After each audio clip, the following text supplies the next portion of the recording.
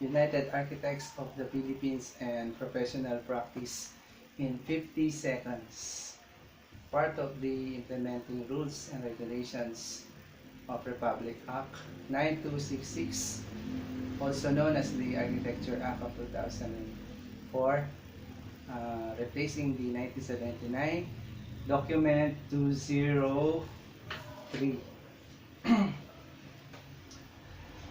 Design services needed within and outside the building, which fall under the specialized architectural services as listed under the pertinent provisions of Republic Act 9266 and its IRR, or the Implementing Rules and Regulations, include but are not limited to the following.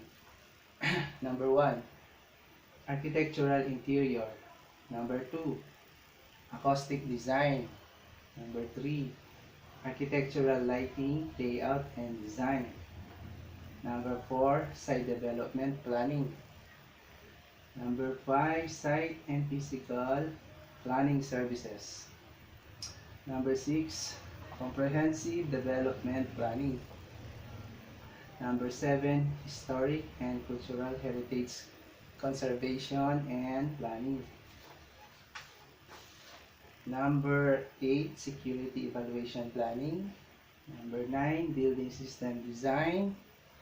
Number 10, facilities maintenance support. Number 11, building testing and commissioning. Number 12, building environmental certification. Number 13, forensic architecture. Number 14, building appraisal. 15, structural conceptualization. Number 16, preliminary services. Number 17, contract documentation and review. Number 18, post-design services, including construction management services. Number 19, dispute avoidance and resolution. Number 20, architectural research methods.